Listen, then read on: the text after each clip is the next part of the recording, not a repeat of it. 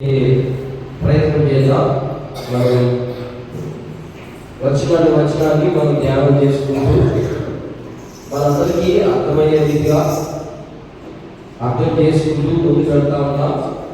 అందులో భాగంగా పోయిన వారము అన్యాయం చేశాడు ఎవరికి? దేవుని పట్ల ఇశ్రాయేలు ప్రజలు అనగా సంఘమైనా కూడా మనం అర్థం చేసుకోవాలి. మనం నేర్చుకోవాలి కనుక మనము సంఘమని కూడా మనము అర్థం చేసుకోవాలి. అందులో దేవుడు ఇశ్రాయేలు ప్రజల పట్ల లేకపోతే తన ప్రజల పట్ల ఆయన రెండు జ్ఞానాలు చూపిస్తున్నాడని తెలుసుకున్నా. అందులో మొదటి జ్ఞానం ఏంటంటే ప్రజలు దేవుడు పట్టించుకోవడం, దేవుని ఇష్టానుసారంగా మీరు ఉండడం లేదు. అందుకని దేవుడు వారి పైన అంటే లేవీయుల పైన అంటే సేవకుల పైన అలాగనే ఆయన ఏర్పరచుకున్నటువంటి పిల్లల పట్ల దేవుని యొక్క కోపము రానియక వారికి హెచ్చరిక రూపంగా మరి ప్రభు కొన్ని విషయాలు వారితో మాట్లాడాడు. ఇప్పుడు రెండవ జ్ఞానాన్ని మనం చూస్తూ ఉన్నాం. దేవుడు మొదటి జ్ఞానాన్ని చూపించి ఇప్పుడు రెండవ జ్ఞానాన్ని చూపించబోతా ఉన్నాడు. ఆ రెండవ జ్ఞానం ఏంటి? వీళ్ళు ఇశ్రాయేలీయులు ఏం చేశారు, చేసినందుకు దేవుడు ఎలా స్పందించాడు, ఎలా మాట్లాడుతున్నాడు అనే విషయాలు మనం అందరం అర్థం చేసుకునేదానికి ప్రయత్నం చేద్దాం. చదువుతున్నాం. 13వ వచనం నుండి 17 వచనాలు ఉన్నాయి. 17 వచనాలు మనం ఒకసారి నిదానంగా మనసు పెట్టి అక్కడ చదువుకున్నట్లయితే అక్కడ చాలా విషయాలు మాట్లాడుతున్నాడు. ఆ విషయాలు మనం నేర్చుకుందాం. చూడండి, చదవండి ఒకసారి. మరియు రెండవసారి మీరు ఇలాగనే చేయుదురు, యెహోవా బలిపీఠమును మీరు ఏడుపులతోనూ కన్నీళ్లతోనూ రోదనతోనూ తడుపుదురు. కాబట్టి ఆయన మీ నైవేద్యమును అంగీకరింపకయు తనకు అనుకూలము కాని అర్పణ మీ చేత తీసుకొనకయు ఉన్నాడు. అది ఎందుకని మీరు అడుగుగా, యవన కాలమందు నీవు పెళ్లి చేసుకుని అన్యాయముగా విసర్జించిన నీ భార్య పక్షిన యెహోవా సాక్షియాయను. అది నీకు తోటిదై నీవు చేసిన నిబంధనకు పాత్రలుగా నీ పెళ్లి భార్యగా కొంచెమునైను దైవాత్మ నొందిన వారిలో ఎవరు ఈనాడుగా చేయలేదు. ఒకడు చేసినను ఏం జరిగను? దేవుని చేత సంతత నొందవలని అతడు ప్రయత్నం చేసెను కదా.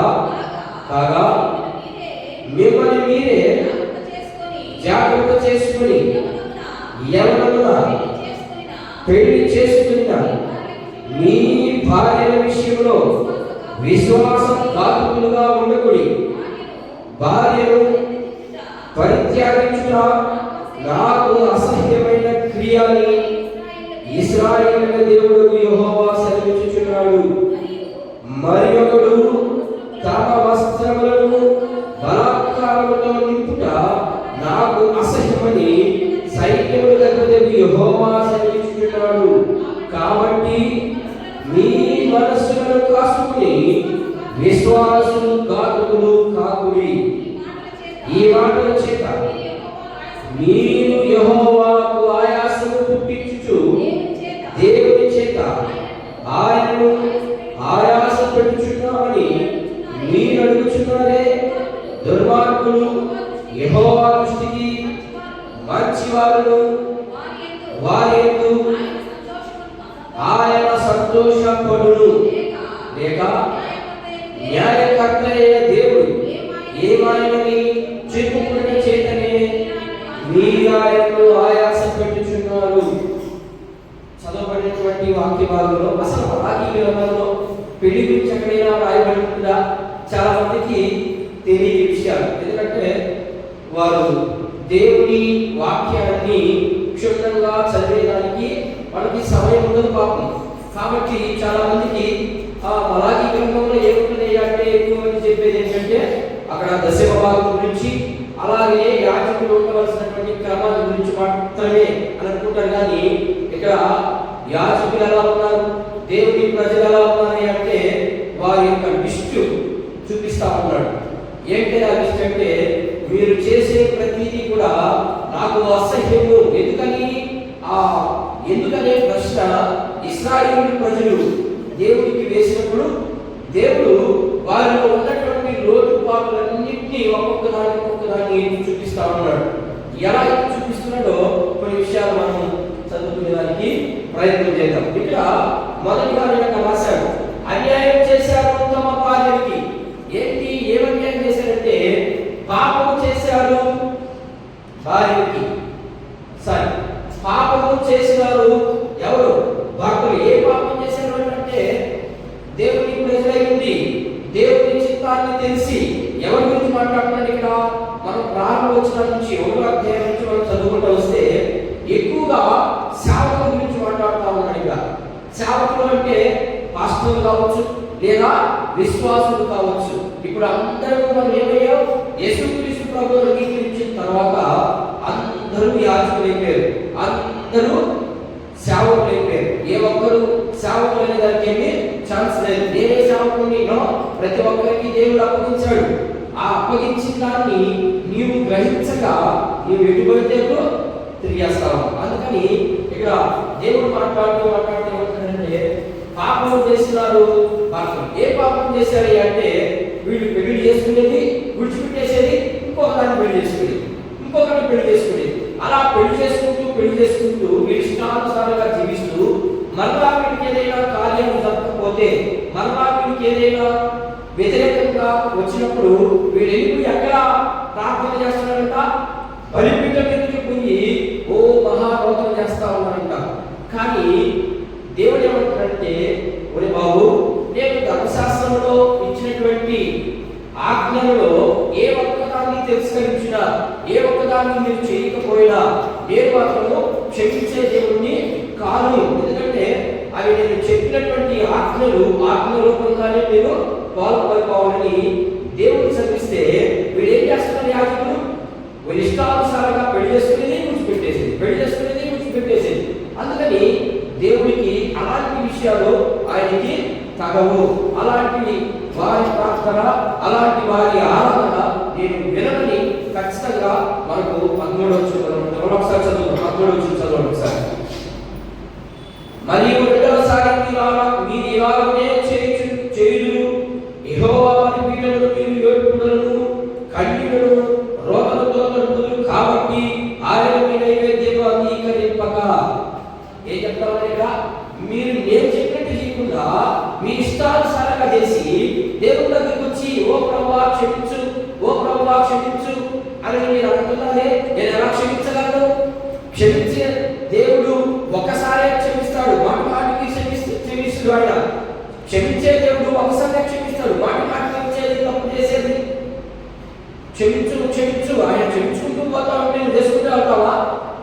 అది కాదు. అక్కడ దేవుడు నీకు కాసిన చెప్తున్నాడు, తప్పు ఒకేసారి క్షమాపణ. అందులో పాత నిబంధనలో ఉన్నటువంటి ఆజ్ఞలు, ఖండితమైనటువంటి ఆజ్ఞలు, అక్కడ క్షమాపణ లేదు.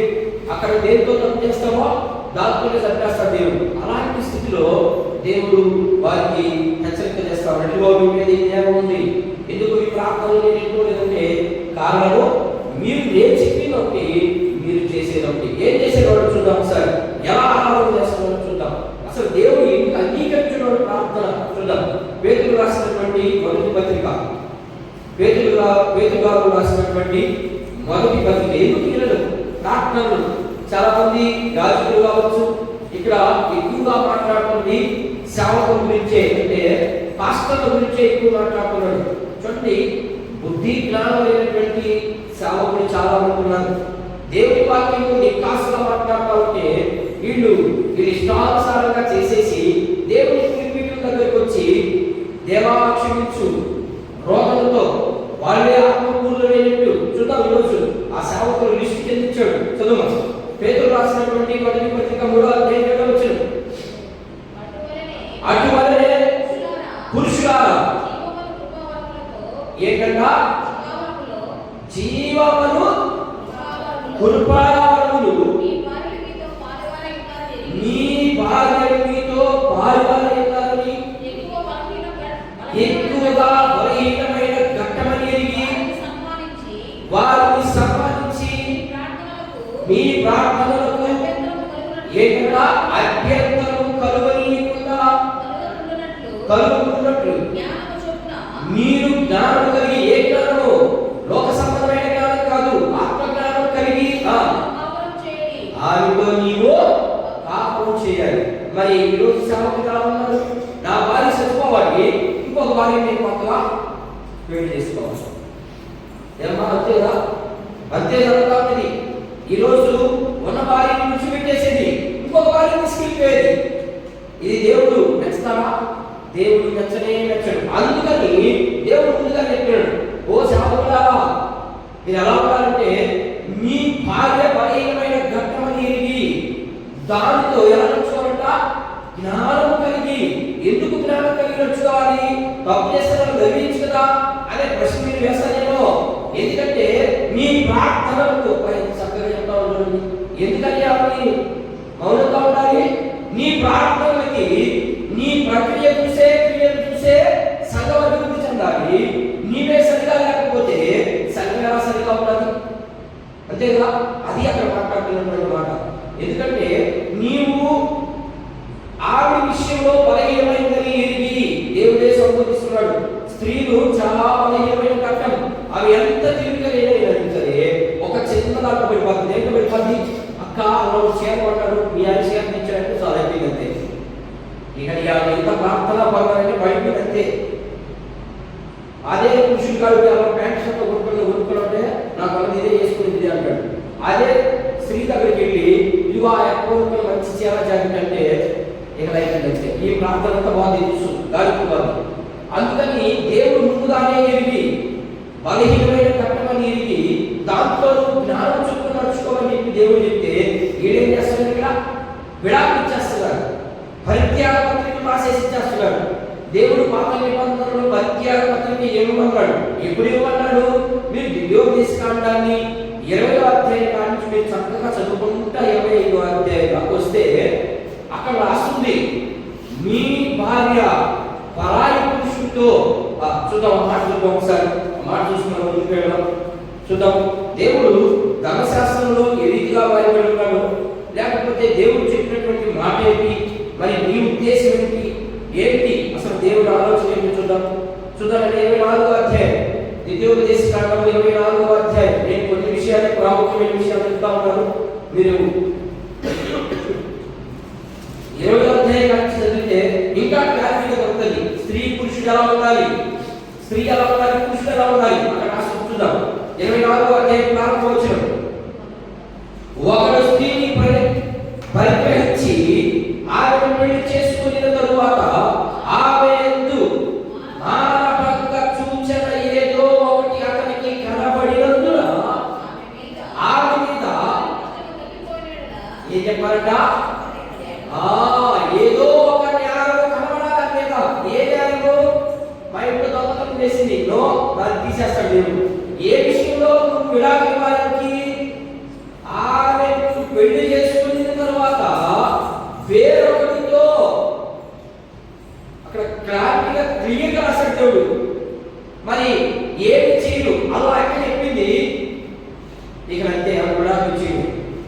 మీరు క్లారిటీగా చదువుకుంటుకోండి. ఇంకా మీకు 22, 25 చదువు, 22, 25 చదువు. 22వ అధ్యాయం. ఒకడు ప్రకారం చేయబడిన చిన్నదాన్ని పొలంలో కలుసుకున్నప్పుడు ఆ మనుషుడు ఆమెను భరిని పట్టి ఆమెతో సేవించిన మనుషుడు మాత్రము చావలేను. అలా చావలేదు.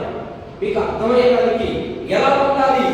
పురుషుడు ఎలాంటి సమయాల్లో స్త్రీకి విడాకులు ఇవ్వాలి, స్త్రీని ఎలాంటి సమయాల్లో వదిలేయాలి? దేవుడు ఇచ్చినటువంటి మాటల్లో మలాఖీ ద్వారా ఇశ్రాయేలు ప్రజలు లేదా దేవుని ప్రజల పైన ఆయన జ్ఞానం పంపుతా ఉన్నాడు. ఓ ఇశ్రాయేలులారా, ఓ దేవుని ప్రజలారా, మీరు ఎలా ఉన్నారు? దేవుడు చెప్పిన దానికంటే మీరు వేరే మార్గం గుండా వెళ్ళిపోతా ఉన్నారు. అందుకని మీ మీద నేను జ్ఞానం చూపిస్తా ఉన్నాను. ఇది మొదటి జ్ఞానం. అలాంటి ఆ జ్ఞానం చేసి మళ్ళా ఎక్కడికి వస్తున్నారంట? పులిపీడి మీదకి ఎక్కి, చూడండి ఎంత బుద్ధి లేని సేవకుడు. పులి చేసింది తప్పు, మళ్ళా పులిపీడి దగ్గరికి వచ్చి మళ్ళా బోధ పెట్టుకున్నారు, కన్నీరు పిలుస్తా ఉన్నారు. ఇలాంటి వారి ప్రార్థన నేను వినను, నాకు అసహ్యము, ఇలాంటి వారి ఆరాధన నేను వినను అని ఖచ్చితంగా దేవుని వాక్యం చెప్తా ఉన్నాను. కానీ ఈరోజు సంఘాలలో ఉన్నటువంటి సంఘ పెద్దలు కావచ్చు, లేకపోతే సంఘ నాయకులు కావచ్చు, ఇలాంటి స్థితిలో ఉన్నప్పుడు సంఘం ఎందుకు మౌనం ఉంటుంది అంటే స్వార్థంతో సేవ చేస్తా ఉన్నారు. యథార్థంగా సేవ చేసేవాళ్ళు లేని రోజుల్లో ఉంటే వాడు రాదు, వాడు మాట పట్టించుకోడు. ఎందుకని వాడు మాట పట్టుకుంటే అగ్ని వంటిది. అక్కడ రాసించండి, అక్కడ ఏమి రాస్తుంది? 23వ అధ్యాయము 29లో దేవుని మాట ఎలాంటిదంట? అగ్ని వంటిది. ఆ మాటని ఎవరు తట్టుకోలేడు, ఆ మాట మీద ఎవరు నిలబడలేడు. అలాంటిది ఆయన మాట. ఆ మాట చెప్తే చెప్తాడు, ఇప్పుడు నాకు వచ్చిన నేను అనే మాట ఎత్తుకోటి మాటలు. ఎవడు ఎత్తుకోటి మాటలో ఎవడు లెక్క తెచ్చేస్తాడు, ఒక్కొక్క లెక్క. జాగ్రత్త కలిగి ఉండాలి సేవకులు.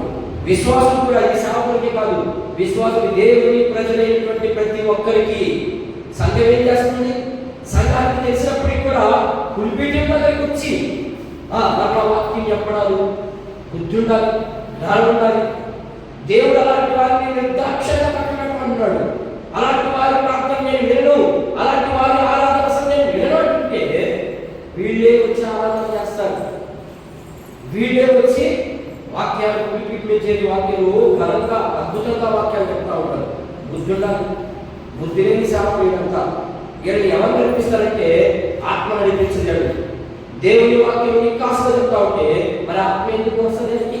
ఏ ఆత్మ వస్తుంది? చూద్దాం. ఆయన ఈ ఆరాధన ఎందుకు వినక దేవుడు చూద్దాం. యెషయా గ్రంథం 1వ అధ్యాయం 11 నుంచి 13 చదువుతాను. కంపల్సరీ యెషయా గ్రంథము 1వ అధ్యాయం. అలాంటి వారి ఆరాధన ఎందుకు ఆయన పుణ్యపిస్తారు చూద్దాం. 11వ వచనం 11 నుంచి 13 వచనం. యెహోవా సెలవిచ్చిన మాట ఇదే. యెహోవా ఏం మాట్లాడుతున్నాడు? నేను చెప్పిన మాట ఇదే. ఏంటది? విస్తారమైన మీ బలులు నాకేలా? మీరు నేను చెప్పింది చేయకుండా మీకు ఇష్టం వచ్చినట్టుగా చేసి మీరు ఎన్ని బలులకు ఇచ్చినా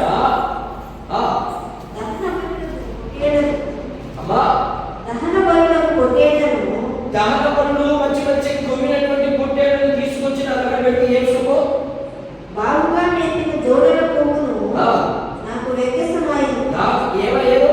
మీరేమో తెచ్చిన అక్కడ మంచిదే కదా, దేవుడి ప్రజలు తెచ్చిన అక్కడ మంచిదే కదా, మంచి మంచి కొమ్ము పట్టినటువంటి దాన్ని తెచ్చాడు. ఎందుకని? హేబేరు ఎలాంటివి ఇచ్చాడు? కయ్యూరు ఎలాంటివి ఇచ్చాడు? కయ్యూరు పుచ్చుమీద ఇచ్చాడు. హేబేరు మాత్రము శ్రేష్టమైనటువంటి తెచ్చాడు. ఆ శ్రేష్టమైనటువంటి తెచ్చి బలి అర్పించినప్పుడు దేవుడు ఆ బలిని అంగీకరించాడు. మరి కయ్యూరు బలి ఎందుకు అంగీకరించలేదు? కారణం ఏంటంటే వాడు పుచ్చిపోయిన ఒక కయ్యూరు ఏం పని చేస్తాడు? సేతిగాడు. హేబేరు ఏం చేస్తాడు? బురద పెట్టిన వ్యక్తి. అందుకని హేబేరు మాత్రం మంచి మంచి పువ్వు పెట్టినటువంటి తీసుకొచ్చాడు, మంచి మనసుతో తెచ్చాడు, దేవుని ఆత్మ ప్రకారం తెచ్చాడు. కాబట్టి ఆయన ఇష్టపడ్డాడు. కయ్యూరు ఎలా తెచ్చాడు? ఆ దేవుడికి మనం వచ్చేది పుచ్చిపోయేద్దాం, దేవుడు ఇబ్బంది లేదు, దేవుడు ప్రేమామయుడు కాబట్టి దేవుడు నేను ఏం చేసినా తీసుకుంటాడు కాబట్టి తెచ్చి మీరు ఎందుకు అర్పణిస్తారు? ఎందుకు అలాంటి ఆరాధన చేస్తారు? అలాంటి ఆరాధనలో నాకు అసహ్యము, నాకు అవసరమే లేదు అని దేవుని వాక్యము నికాసుగా మాట్లాడుతూ ఉంటే మనం మాత్రం ఎన్నెన్నో తప్పులు చేసేసేది దేవుని దగ్గరికి వచ్చేసి ఓ ప్రభువా నన్ను క్షమించు. ఇది ఒక్క మాట తెలుసు మనకి. రక్షించబడిన వ్యక్తి ఆ రక్షణలో కొనసాగాలి. ఒకసారి రక్షణ చేసింది, ఆ రక్షణతో పరలోక రాజ్యం వెళ్తావు, దేవుని చిత్తాన్ని నెరవేరుస్తున్నావు అనుకుంటే నీవు భ్రమలో ఉన్నావు, నిన్ను మోసం చేస్తావని నీలో ఉన్నటువంటి ఆత్మ అది గుర్తు చేసుకోవాలి. సరే, ఇంకా చూద్దాం. వీళ్ళు ఏం చేశారు? అందులో భాగంగా ఒకటి పాపం చేశారు. ఏంటి ఆ పాపం అంటే అందులో భర్తల పాపం. ఏంటి భర్తల పాపం? ఏమిటి ఆ భర్తల పాపం? ఆమె ఎవరు? ఆమె ఎవరు అని మాట్లాడుతూ చదువు. మలాకి గ్రంథం కొత్తది. ఆమె ఎవరు? చదువు. మలాకి గ్రంథం 2వ అధ్యాయం చదవండి. మలాకి గ్రంథం 2వ అధ్యాయం 14వ వచనం చదువు. అది ఎందుకని మీరు అడగగా, అది ఎందుకని మీ ప్రార్థన నాకు ఎందుకు ఇష్టం లేదని మీరు అడగతారు. అది ఎందుకనగా ఎవరి కాలమందు దాన్ని చెప్పేది అర్థమవుతుందా? మీరు ప్రార్థన చేస్తున్నారు. మీ ప్రార్థన నేను ఎందుకు ఆత్మీయమైనటువంటి కారణం చెప్తున్నాడు ఆయన. ఏం చెప్తున్నాడు? 2వ జ్ఞానం చూపిస్తున్నాడు తన ప్రజల మీద. ఏంటి ఆ జ్ఞానం అంటే, మీరు చేయరాని కార్యాలు చేసి మీరు నాకు వ్యక్తమయ్యారు, అందుకని నేను మీ ప్రార్థన వినను. ఎందుకు వేయాలని ప్రశ్న వేస్తే ఆ ప్రశ్నకు జవాబు ఆయన ఏం చెప్తున్నాడంటే, అది ఎవరు? అది ఎవరు? ఎవరి కాలమందు అది ఎందుకనగా ఎవరి కాలమందు నీవు పెళ్లి చేసుకుని అన్యాయంగా విసర్జించిన నీ భార్య పక్షమున. ఆమెవరంట ఇక్కడ రాసే చూడండి. ఆమెవరంట? ఆమె ఎవరు? ఇక్కడ మొదటి వచ్చిన రాశారు మొదటి భాగం. ఆమెవరు? నీ భార్యగా. ఏ భార్య? ఎవరి కాలంలో నువ్వు ఇష్టపడి చేసుకున్నటువంటి నీ భార్యగా. మరి అలాంటి ఆమెని ఎందుకు విడిచిపెట్టున్నావు? ఎందుకు విడాకులిస్తున్నావు? వాళ్ళకి కారణం ఏంటి? నీ పెళ్లి మీద ఒత్తుగా కదా. పెళ్లిలో నీ దగ్గర ఉన్నటువంటి సేవకుడు నీకేం చెప్పకుండా పెళ్లి చేసేసాడా? ఈ రోజుల్లో ఆమె నీ భార్యగా అన్నాడు. ఎవరంటే నీ పెళ్లి భార్య, నీ ఎవరి కాలంలో నువ్వు ఇష్టపడి చేసుకున్నటువంటి నీ భార్య. అలాంటి భార్యని అప్పుడు బాగా అందంగా కనబడిందని ఆమె చేసుకొని ఇప్పుడు కొంచెం అందం తగ్గిందని ఆమె విడిచిపెడితే ఆమె పార్టీస్ రాస్తున్నాడు. ఎవరు చూడమా? చదువు. నీ పెళ్లి భార్య కదా. నీ పెళ్లి భార్య కదా. కొంచెముగానైనను దైవాత్మ పొందిన వారిలో ఎవరు ఇలా చేయలేదు. ఏం చెప్తున్నాడు ఇక్కడ? జాగ్రత్తగా ఎవరికైనా దేవుని ఆత్మగా ఉంటే అలాంటి ఎలా చేయదు? విడాకులు తగ్గ మీరు మరి ఇంకేం చేయాలా? చదువు. కొనసాగమ్మా. ఒకడు చేసినను ఏమి జరిగను? దేవుని చేత సంతతి నొందవలనని అతను యత్నము చేసిన కదా. కాక మిమ్మల్ని మీరే జాగ్రత్త చేసుకుని ఎవరన్నా పెళ్లి చేసుకున్నా ఈ భార్యల విషయంలో విశ్వాసఘాతకులుగా ఉన్నప్పుడు భార్యను పరిత్యజించుట నాకు అసహ్యమైన క్రియ అని ఇశ్రాయేలు దేవుడు యెహోవా శపించుచున్నాడు. మరియు ఒకడు తన వస్త్రం 14 చివరి భాగం చదువు. యెహోవా సాక్ష్యమాయను అనే మాట చదువు. ఈ భార్య పక్షమున నీవు పెళ్లి చేసుకుని అన్యాయంగా విసర్జించిన ఈ భార్య పక్షమున యెహోవా సాక్షి అయ్యను. అది నీకు తోటిదై ఏం చేశాడంట? ఇక్కడ రాశాడు చూడు. అది ఎవరు? అది ఎవరు? నువ్వు పెళ్లి చేసుకున్నటువంటి నీ ఎవరి భార్య? అది ఎవరది? నీ తోటిది కదా. ఎందుకు నీకు తోడుగా ఇచ్చాడు? మనం ఆది కాలంలోకి వెళ్తే అక్కడ ఎందుకు ఇచ్చాడు దేవుడు? ఆదాముకి సహాయం కొరకు ఇచ్చాడు. కాబట్టి దేవుడు నీ తోటిది అనే పదం వాడుతున్నాడు. నీ కంటే కదా, నీ తోటి భార్య కదా, నువ్వు ఇష్టపడి చేసుకున్నటువంటి భార్య కదా. నువ్వేమన్నా చూడకుండా చేసుకున్నావా? లేదు కదా. ఆమె చూసే కదా నువ్వు చేసుకున్నది అని దేవుడు ఇక్కడ మాట్లాడుతూ ఉన్నాడు. ఎవరిగా? మొదటిది పాయింట్ నెంబర్ 1 నీ తోటిది. 2 చదువు. నీ పెళ్లి భార్య. 2ది. 3ది చేసిన భార్య. ఎవరంట? 3 విషయాలు. నువ్వు పెళ్లి చేసుకున్నప్పుడు ఏమేం చేసావు? ఆయనతో 3 నిబంధనలు చేశావు. ఏంటి ఆ నిబంధన అంటే, మొదటిది దేవుడు నీకు ఇచ్చినటువంటి నీ తోటిది. 2వది నువ్వు పెళ్లి చేసుకున్న నీ భార్య. 3వది నువ్వు పెళ్లి చేసుకునేటప్పుడు నిబంధన చేస్తావు. ఏమని చేస్తారమ్మా? క్రిస్టియన్ పెళ్లి అందరూ చేసుకున్నారు. ఏమంటారు? క్రిస్టియనా పెళ్లి చేసుకున్నావా? నువ్వు చేసుకున్నావా? ఏమని నిబంధన చేసేది? ఆయనతో మాస్టర్ చెప్తాను నీకు. ఏమని నిబంధన? వ్యాధి ఎందు, బాధ ఎందు, కష్టంలో, కన్నీటిలో, ప్రతి విషయంలో మీ ఆయన నీతో నిబంధన చేశాడు కదా. నిబంధన చేసిన రీతిగా ఉండకపోతే దేవుడు ఖచ్చితంగా ఒప్పుకోడు. ఉన్నారా ఈరోజు? అలా లేదు, అంతా ట్రెండ్ మారిపోయింది. ట్రెండ్ మారిపోయి ఇష్టం వచ్చినట్టుగా బతికేస్తా ఉన్నారు. ఎలా పోయింది నిబంధనని? దేవుడు ఖండితమైనవాడు, దేవుని మాట ఖచ్చితంగా ఉంటుంది. ఆయన మాట చెప్పి తప్పించుకునే దేవుడు కాదు. నీలాగా మనం చేసేస్తాం నిబంధనలు, వాటిని మర్చిపోతాం, వాటిని పట్టించుకోం. ఇక్కడ మళ్ళా ఆదివారం వచ్చిందంటే ఏం చేస్తాం? బైబిల్ చదువు పెట్టుకుంటాం. ఓ ప్రశాంతంగా ఏమో మంచి గొప్ప విశ్వాసులుగా వెళ్ళిపోతాం, విశ్వాసులుగా వెళ్ళిపోతాం. కానీ ఇలాంటి క్వాలిటీస్ నీకు గుర్తుకు రావట్లేదా అని వాళ్ళకి హెచ్చరిక చేస్తూ ఇశ్రాయేలుతో మాట్లాడుతూ ఉన్నారు. ఏంటి అంటే, నీకు యోధుడు కదా, నీ పెట్టువారి కదా, నీవు నిబంధన చేసిన వారి కదా, ఎందుకు చేస్తున్నావు? ఏంటి అవి లోపం ఏంటి అని కొన్ని మాటలు చూద్దాం మనం. ఎఫెసీ పత్రిక, ఎఫెసీకి రాయబడిన పత్రిక 5వ అధ్యాయం. పురుషులారా మీరు ప్రేమ నాలో చూపించాడు. ఆ యాత్ర నేను ఎక్కడ మీరితే నాకు ఎక్కడ ఏళ్ళ కాలంలో లేకపోతే దేవుడితో కూడా ఉండే భాగ్యం కోల్పోతుందంటారు. సహనం చంపుకొని లేకపోతే నీకు కూడా పట్టేది ఏంటి? వాళ్ళు ఎలా ఆత్మపూర్ణ ఎలా ఉండవచ్చు? 15 కొంచెం ఆత్మ ఏంటన్నా, నీకు కొంచెమైనా దేవుని ఆత్మ ఉంటే నువ్వు అలాంటి పని చేసేదానికి దేవుడు నాకు ఒప్పుకుంటుందా? నా సైడ్ నీకు నిజంగా దేవుని ఆత్మ ఉంటే నీ భార్యను విడిచి ఇంకొక దాని సైడ్ చూడమని చెప్పరా? చెప్పనే చెప్పదు. అలా చెప్పిందంటే నీకు దేవుడే చెప్పిందంటే, నీకు సాతాను పట్టింటేనే అలా చెప్పేది. దేవుని ఆత్మ చెప్పదు. దేవుడు ఆత్మ ఏం చెప్తుందంటే, నీవు పెళ్లి చేసుకున్న భార్య చూశాను క్లారిటీగా రాశాడు అక్కడ. నువ్వు పెళ్లి చేసుకున్నప్పుడు చూడలేదా? చూశాను. మరి అప్పుడేమో వాక్యం పడింది కాబట్టి ఇప్పుడు మారిపోయింది. అందుకని ఆ ఉద్దేశం పెళ్లి చేసుకుంటాడు.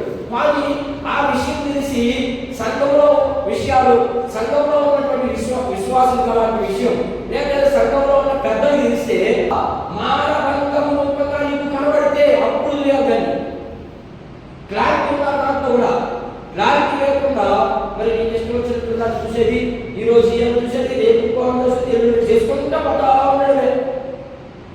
మళ్ళా మనకు ఆత్మకూరుని మళ్ళా పిలిపి వాక్యం చెప్పడం. నిబంధన చేసావు, నిబంధన కాకుండా నీకు వదిలిపెట్టేటప్పుడు చంపేటప్పుడు ఇక్కడ భార్య అయినా భర్త అయినా ఇద్దరికి వర్తిస్తుంది. ఇక్కడ భర్తలకి అనుకోబాకండి, ఇది భార్యకి కూడా. నీ నిబంధన గుర్తుగా కదా పెళ్లి చేసుకునేటప్పుడు ఇది లైఫ్ పనికి పడేది మాకేం తెలుసండి అని అంటారా? అన్నిలైనా మాట్లాడాలో అర్థం ఉంటుంది. దేవుని పిల్లలు ప్రార్థన చేసుకునే వాళ్ళు దేనికైనా ముందుకు వెళ్ళాలి. అందుకని దేవుడు ఏమంటాడంటే, బాగా ఆత్మ ఉండదు, కొంచెం కూడా ఆత్మ. మీరు చదివేది రాసుకోవాలి బైబిల్లో. కొంచెం ఆత్మ కూడా అలా ఉండగా అలా చేత మీరు ఏం తీసుకోకూడదు, ఏం తీసుకోకూడదమ్మా? కనీసం ప్రార్థన చేయకూడదు మీకు తెలిస్తే. మరి ఇప్పుడు అబ్బాయి లేదండి, మా పాస్టర్ ఉంది పాతం, నువ్వు నీ పాస్టర్ కూడా ఎక్కడికి చాలాసేపు గమ్యస్థానం ఉంటుంది. ఆ గమ్యస్థానంలో మీరు ఉండడు, ఇంకొక గమ్యస్థానానికి వెళ్ళిపోతారని దేవుడు వాటిని ఇక్కడ సెలవిస్తాము. కాబట్టి మీరు ఏమైనా చాలా జాగ్రత్త కలిగి ఉండాలి. ఇప్పుడు ఒకవేళ దేవుని ఆత్మ లేదు అని అంటే వాడు ఎలాంటి వాడు? ఎలా దేవుని ఆత్మ ఉన్న ఆత్మ ఏం చెప్తుంది, దేవుని ఆత్మ ఉంటే ఏం చెప్తుంది, దేవుని ఆత్మ లేకపోతే ఏం చెప్తారు? 2 విషయాలు చెప్తే ముగించడానికి ప్రయత్నం చేస్తాను. ఇక్కడ 3వ విషయం 16వ వచనం ఒకసారి చదువు. దాన్ని చెప్పి నేను ఈ భార్య విషయం చెప్తాను. 16వ వచనం ఒకసారి చదువు. అక్కడ బలాత్కారం అనే మాట ఒకసారి 16వ వచనం చదువుకుంటా. భార్యను పరిత్యాగించుట నాకు అసహ్యమైన క్రియ. ఇశ్రాయేలు దేవుడు యెహోవా సెలవిస్తున్నాడు, మరియు ఒకడు తన వస్త్రములను బలాత్కారముతో నింపుట నాకు అసహ్యమని సైనికుడు కలుగుటకు యెహోవా సెలవిస్తున్నాడు. ఏంటి వస్త్రం బలాత్కారంగా? ఇక్కడ కొంత మనకు చరిత్ర తెలియాలి. ఏంటి చరిత్ర అంటే, సాధారణంగా పెళ్లి ఎలా జరగాలి? పెళ్లి ఎలా జరిగిందమ్మా? నీకు ఎలా జరిగిందమ్మా?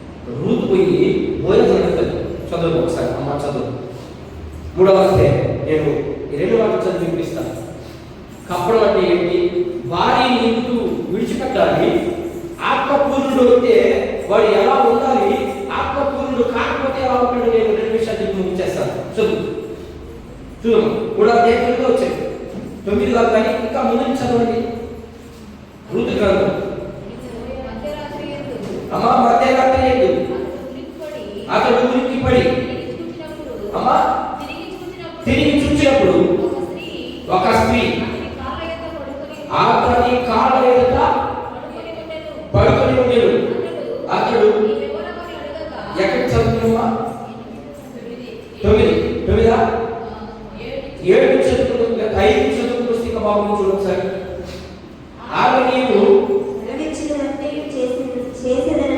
చేసేదని చెప్పి ఆ కళ్ళం ఎక్కకు పోయి తన ఆజ్ఞాపించినంతయు చేసేది. బోయాజు మనసు సంతోషించినట్లు అన్నపానము పుచ్చుకొని లోపలికి పోయి ధాన్యపు కుప్ప యొద్ద పడుకునేటప్పుడు ఆమె మెల్లగా పోయి అతని కాళ్ళ మీద ఉన్న బట్టలు తీసి పడుకునేను. మధ్యరాత్రి ఎందు అతడు ఉలిక్కిపడి తిరిగి చూచినప్పుడు ఒక స్త్రీ అతని కాళ్ళ యొక్క పడుకుని ఉండేది. అతడు నీవెవరనగా నేను రూతు అను నీ దాసురాలిని, నీవు నాకు సమీపబంధుడు కనుక నీ దాసురాలి మీద నీ కొమ్ము కప్పమనగా. ఎందుకు కప్పని కొమ్ము? నీకు నేను సమీపబంధురాలిని, నాకు భర్త చచ్చిపోయాడు. మా అత్త చెప్పిందంటే ఇతను సమీప బంధువు, విడిపించాలి. అక్కడ మీకు ఆ పుస్తకంతో చెప్పాను నేను, విడిపించడం అంటే చెప్పనే కాదు, అర్థమైందా? చాలా నష్టపోవాలి. అలా బోయాజు నష్టపోయాడు కాబట్టి రూతు పోయింది. ఏగా పోయింది? ఆయన చెప్పేస్తున్నాడు. అది నాకు తెలిసి బహుశా మన కాలం ప్రకారం మార్చి నెలలో కుప్పలేస్తాం. మార్చి ఏప్రిల్లో ఆ కుప్పలు కానీ కాపాల పడుకున్నాడు. ఈయన ఏదో పోయింది, సలవులుగా దుప్పటి ముసుగు తీసింది, పక్కలో పడుకుంది. పక్కలో పడుకుంటే ఈయన ఉరికి పడ్డాడు. ఎవరో దొంగొచ్చాడుకున్నాడు. దొంగగాలు వచ్చింది, ఈమె కనబడింది. ఈమె కనబడుతున్న ఎవరిని అడిగితే ఈమెం సమాధానం ఇస్తుందంటే, నేను నీకు సమీప బంధువురాన్ని, నీవు నాకు బంధువుడివి, కాబట్టి నీవు నా మీద ముసుగు వెయ్యి. ముసుగు వెయ్యి అంటే అర్థం ఏంటంటే నన్ను నీ భార్యగా స్వీకరించుకో, అది అర్థం. ఇక్కడేమో మనవాడు ఏం చేస్తాడు? ముసుగు తీ, పైకి ముసుగు తీ. ఎక్కడికి కలిసిన బైబుల్ని సరిగ్గా అర్థం చేసుకోవాలండి. అందుకనే చదవాలి బైబుల్ కాలేజీకి పోయి థియాలజీ చాలా ప్రాముఖ్యం. థియాలజీ కాకుండా బైబుల్ని బోధించడం అసంభవం. వాళ్ళకి తెలియదు, అంతా తప్పుడు సిద్ధాంతం బోధిస్తా ఉన్నాడు. రేపు ప్రభు రాబోతా ఉన్నాడు, వచ్చిన రోజు ఒక్కొక్కటి లెక్క తేల్చిపోతా ఉన్నాడు. మరి ఆత్మపూర్ణుడికి, దేవుని ఆత్మకి 2వ భార్య చెప్తుందా? చెప్పదా? చెప్పినట్టే సైతాన్ చెప్తుంది. ఎందుకు చెప్తుంది? చూద్దాం. సామెతల గ్రంథం.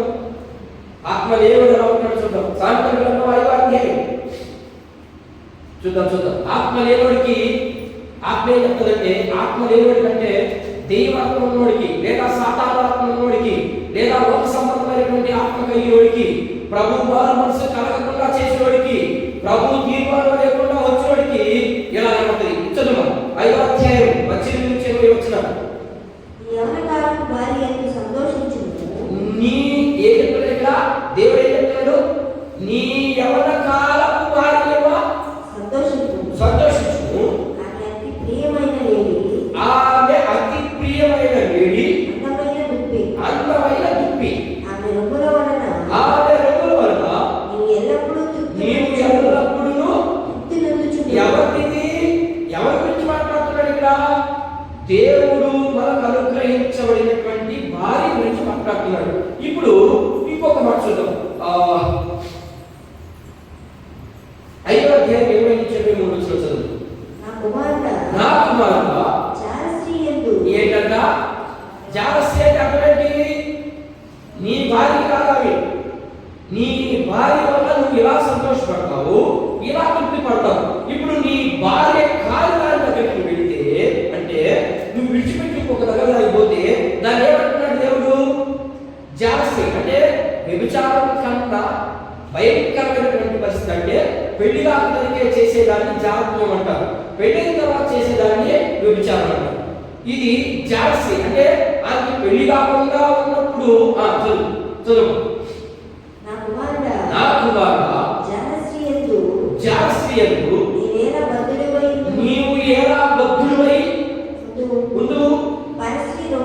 పరస్త్రీలకు ఎంత కఠినంగా మాట్లాడుతున్నాడు ఇక్కడ దేవుడు. పరస్త్రీ వైపే చూడొద్దని దేవుడు చెప్తే వీడేం చేస్తున్నాడు? ఈడు వారి పక్కన పెట్టి ఇంకొకటి వారి కాదు కాబట్టి ఇప్పుడు ఆడవాళ్ళు ఏం చేస్తున్నారు? ఈడు పక్కన పెట్టి ఇంకొకటి చూసుకుంటున్నారు.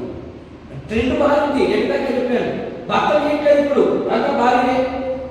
బుద్ధి, జ్ఞానం, వివేకం అన్నీ తెలిసినటువంటి వారైతే వాక్యం ఎలా చెప్తా ఉంది, నా జీవితం ఎలా ఉంది, నా జీవితానికి నేను అనుకూలంగా ఉన్నానా, వాక్యానికి వ్యతిరేకంగా ఉన్నానా, ఉంటే దాన్ని ఎలా సరి చేసుకోవాలి అనే ఆలోచన లేవు మనకి.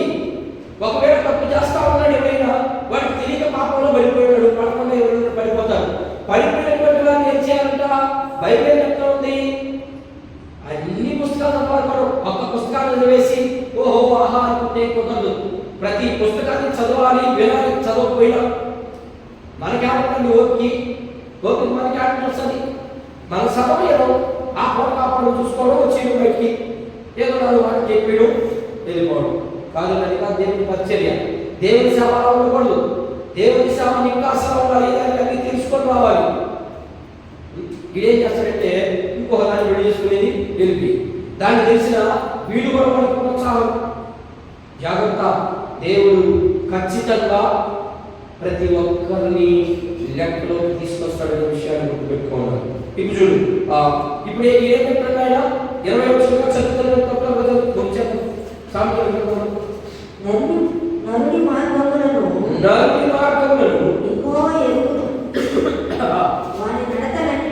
వారి నడకలన్నిటినీ ఆయన గుర్తించును. దృష్టిని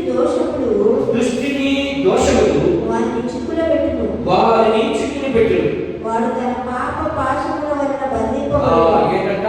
వాడికి ఏ ఆశ ఉంది? వాడికి కానీ ఆమె కానీ లోకముతో ఆశ. అలాంటి వాడికి వాడి జీవితం ఎలా ఉంది? అక్కడ చిక్కులు ఎక్కడ పట్టినా, యాడబట్టిన సమస్యలే, యాడబట్టిన వ్యతిరేకతే. అలాంటి పరిస్థితుల్లో వచ్చేస్తాడు. ఇక్కడ దేవుడు వారు చెప్తాడు. యేసు ప్రభు ఏం చెప్పాడు? ఇక్కడ చెప్పిన దేవుడు వేరే, ఇక్కడ ధర్మశాస్త్రంలో చెప్పినటువంటి పద్ధతి వేరు. నాకు తెలిసి అది చాలా సులభంగా చేయడం. పరాశ్రీ వైపు చూడొద్దు అన్నాడు. ఆయనతో అక్కడ చేస్తేనే పాపం అన్నాడు. ఎక్కడ? పాప నిబంధనలో నువ్వు చేస్తేనే పాపం అన్నాడు, చేయకపోతే ఏం పాపం లేదు అన్నాడు. మరి యేసు ప్రభు ఏం చెప్తున్నాడు? యేసు క్రీస్తు రక్తంతో కడగబడిన నువ్వు ఏం చెప్తున్నాడు? మత్తయి సువార్త చూద్దాం ఒకసారి. 5వ అధ్యాయం 28వ వచనం. 5:28. మత్తయి సువార్త 5వ అధ్యాయం 28వ వచనం. నేను మీతో చెప్పున్నదేమనగా ఒక స్త్రీని మోహపు చూపుతో చూచు ప్రతివాడు అప్పుడే తన హృదయమందు ఆ వాడి హృదయమందు ఆమెతో వ్యభిచారం చేసినవాడు నీ కుడి కన్ను చాలు. ఏ చెప్తుందంటే వ్యభిచారం చేసిన వాడితో సమానం అంటున్నాడు అక్కడ. ఇప్పుడు తన తమ్ముడైనటువంటి యాకోబు చూద్దాం. తన తమ్ముడు అంటే శారీరకంగా ఇది గుర్తుపెట్టుకోవాలి. తమ్ముడు ఎందుకని ఆ పదాన్ని ఉపయోగించామంటే శారీరకంగా ఆయన తమ్ముడే. యాకోబు ఏమంటున్నాడంటే శిష్యుడైనటువంటి యాకోబు. ఈ యాకోబు ఎవరు సత్యం చెప్పండి ఇక్కడ? తన తమ్ముడు యేసు ప్రభు తర్వాత పుట్టినటువంటి వాడిలో ఒకడు. అర్థమైందా? ఈ యాకోబు ఏం చెప్తున్నాడంటే ఈ యాకోబుని చచ్చిపోయిన యాకోబుతో ఉడేసుకోమాకండి. ఈ యాకోబు ఆయన తర్వాత పుట్టిన ఆయన ఏం చెప్తున్నాడంటే 1వ అధ్యాయం చూడండి ఒకసారి. 12 చదువుతున్నాడు. ఆయన ఏం చెప్తున్నాడు చూద్దాం. యేసు ప్రభు ఒకడేమో చూపుతో చూస్తేనే పాపం అన్నాడు. మరి ఆ చూసినటువంటి పాపము ఎలా పరిపక్వత జరుగుతుందో చూద్దాం. ఒకసారి చదువు. 12వ అధ్యాయం 1వ అధ్యాయం 12వ వచనం. కొత్తగా శోధన సహించువాడు ధన్యుడు. ఏ శోధన గురించి మనం ఇప్పుడు ఏ కాంటెక్స్ట్ లో మాట్లాడుతూ వస్తున్నాం? ఆ శోధన అంటే కళ్ళుతో చూస్తే అది పాపం చేశాడు అన్నాడు. అలాంటి శోధనని జయించలేనటువంటి వాడు పరిస్థితి ఎలా చూపిస్తున్నాడు. ఇక్కడ సందర్భం వేరే, అక్కడ సందర్భం వేరే. అది చదువు, అది ఎక్కడ పడుతుంది కాబట్టి నేను అక్కడ మాట్లాడుతున్నాను. చదువు. శోధన సహించువాడు ధన్యుడు. శోధన సహించువాడు ధన్యుడు. అతడు శోధనకు నిలిచిన వాడే. అతడు శోధనకి నిలిచిన వాడై ప్రభువును ప్రేమించు వారికి వాగ్దానం చేసిన జీవ కిరీటం పొందును. దేవుడు కీడు విషయమై శోధింపబడనేనడు. ఆయన ఎవరిని శోధింపడు కనుక ఎవడైనా శోధింపబడినప్పుడు నేను దేవుడి చేత శోధింపబడుచున్నానని అనకూడదు. ఏమనుకుంటున్నావు అమ్మా? మరేమంటున్నావు? దేవుడు శోధిస్తాడు నిన్ను. దేవుడు నిన్ను ఇబ్బంది పెట్టేదానికి భూమి మీద పంపించింది. నువ్వు చేసుకున్న దాన్ని బట్టే నీకు శోధన, నువ్వు చేసుకున్న దాన్ని బట్టే నీకు అన్ని ఎదురవుతాడు. అలాంటి విషయం ఇప్పుడు ఏం మాట్లాడుతుంది చూడండి. ప్రతి వాడు తన స్వకీయమైన దురాశ చేత నిలువబడి మన్ను కలుపబడిన వాడై శోధింపబడును. ఎట్లా ఇదేంతో ఈ కన్ను మాట మాటికి అలా అయిపోద్ది. శోధించబడుతుందనే ఈ కన్ను ఏం చేస్తుంది? దేవుని ఆత్మ కలిగిన వాడికి పాత కన్ను ఒకవేళ ప్రార్థి, ఎందుకంటే మన మనిషి కాబట్టి అప్పుడు ఏం చేయాలి? నువ్వు ఏం చేయమని చెప్తుంది దేవుని వాక్యం? అంతే. ఏం చేయాలా? నీకు కంటికి బాగా కనబడింది, అప్పుడు ఏం చేస్తావు? ఖచ్చితంగా హృదయంలో నీకు ఒక ఆలోచన ఉంటుంది, ఎందుకంటే మన శరీరంలో ఉండాలి కాబట్టి. అప్పుడు ఏం చేయాలి? తుఫాను సిగ్గులే, ఓ బాబా ఇక్కడి నుంచి నాకు ఈ ఆలోచన తీసి అంతే, కష్టంగా వెళ్ళిపోతుంది. అంతే. నువ్వేం చేస్తావు దాన్ని? ఏం చేస్తావు చూడాలి. ఏ ఎప్పుడైనా ఆత్మ లేని వాడు ఏం చేస్తాడు చూద్దాం. దురాశ గర్భము ధరించి పాపము పరిపక్వమై మరణమును కలుగు. అంతే. ఆవిడ అంటే ఏం మాట్లాడుతుంది చదువు. నా ప్రియ సహోదరులారా, వసపోకుడి శ్రేష్టమైన ప్రతి ఈవియు సంపూర్ణమైన ప్రతి వరమును. ఇది కాంటెక్స్ట్ వేరే, కానీ అక్కడ పనికి వస్తుందని అక్కడ పెట్టండి. ఏంటంటే నీ కళ్ళు చెడ్డదైతే ఏం చేస్తుంది? దాని తుఫాను ఉయ్యకపోతే దాంట్లోనే నువ్వు కొనసాగుతా ఉంటే అది గర్భం ధరిస్తుందంట. పాపము పరిపక్వత చెంది అంటే ఎదిగి, నీ హృదయంలో ఎదిగి నీకు గర్భం తెచ్చిస్తుందని దాని అర్థం.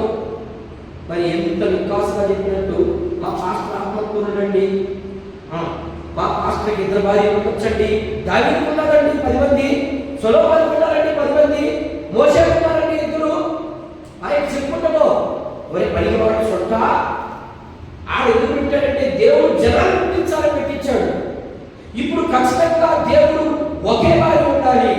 అది సస్టైన్ చేసుకోవచ్చు. పెళ్ళి నువ్వు ఉండలేకపోతే, ఉండగలిగితే ఖచ్చితంగా ఉండు, ఉండలేకపోతే చేసుకో, తప్పేం లేదు. దేవుడు మాత్రం అలా చెప్తుంటే ఇప్పుడు దావీదును చూపిస్తారు, మాట్లాడితే యాకోబును చూపిస్తారు. అక్కడ ఎందుకు చెప్పాడు, అక్కడ ఎందుకు పెట్టాడో తెలియదు. మరి మీరు కూడా అలాగే ఉన్నామేమో, ఒకవేళ మనం కూడా అలాంటి స్థితిలో ఉన్నామేమో ప్రభు మనతో మాట్లాడతాం. కానీ ఈ మలాకీ గ్రంథంలో 2వ అధ్యాయంలో 12 నుంచి లేదా 13 నుంచి 17 వచనాల్లో ఉన్న వలన మనం క్లుప్తంగా అర్థం చేసుకున్నాం. దేవుని పిల్లలైనటువంటి మన ఉద్దేశాలు, మన మనస్సులు, మన తలంపులు ఎలా ఉన్నాయో ఒకవేళ ఇలా ఉన్నట్లయితే వాటిని తీసేసుకునేదానికి ప్రభు మనకు హెచ్చరికతో కూడినటువంటి నేరాన్ని చూపించాడు ఇశ్రాయేలు మీద. అదే రేపు నీ మీద మన మీద మోపేదానికి సిద్ధంగా ఉంటాడు. కాబట్టి ఒకవేళ అలాంటి ఆలోచనలు ఉంటే, ఇప్పుడు వరకు అలాంటి మాటలు మనం